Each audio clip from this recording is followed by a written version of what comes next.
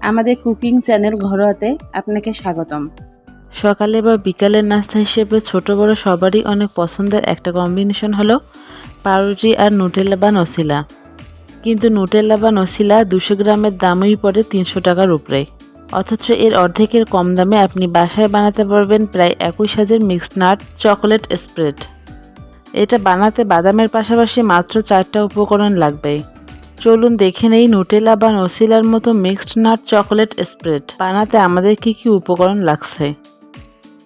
চীনা বাদাম 200 গ্রাম, কাজু বাদাম 50 গ্রাম, কাঠবাদাম 25 গ্রাম, সয়াবিন তেল 1/4 কাপ, গুঁড়া দুধ 1/4 কাপ, ব্লেন্ড করে নেওয়া চিনি 1/4 কাপ, কোকো পাউডার 2 টেবিল চামচ।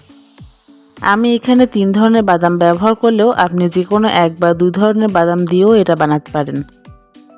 নসিলা বা নুটেলা আসলে হেজেলনাট দিয়ে বানায়, যা আমাদের দেশে সহজলভ্য না। তবে চীনা বাদাম, কাঠবাদাম ও কাজু বাদাম দিয়েও কাছাকাছি ধরনের ফ্লেভারটা আসে। প্রথমে আমরা চীনা বাদামগুলোকে মাঝারি আঁচে ভেজে নেব। আমি এটাকে কাজু ও কাঠবাদামগুলো থেকে আলাদা করে ভাজছি, কারণ এটা খোসা ছাড়ানোর ব্যাপার থাকে, যা কাজু ও কাঠবাদামের ক্ষেত্রে নেই। চীনা বাদাম 4 মিনিটের মতো ভাজার পর কাজু ও কাঠবাদামগুলো চুলোয় নিব। এগুলোকেও মাঝারি আঁচে ভাজবো, তবে এগুলোর ক্ষেত্রে 2 মিনিটের মতো ভাজলেই হবে।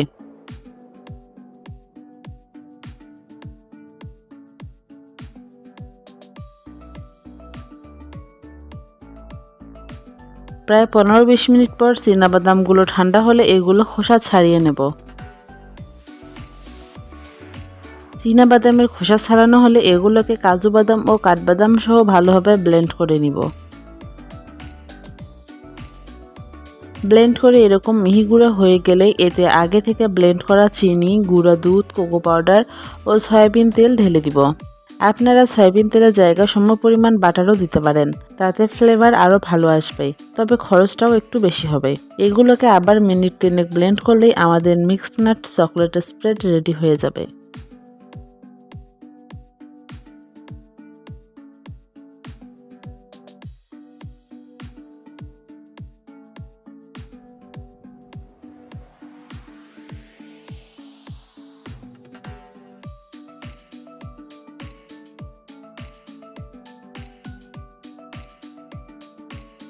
ভিডিওটি কেমন লাগলো কমেন্টে জানাবেন। ভালো লাগলে অবশ্যই লাইক ও শেয়ার করবেন।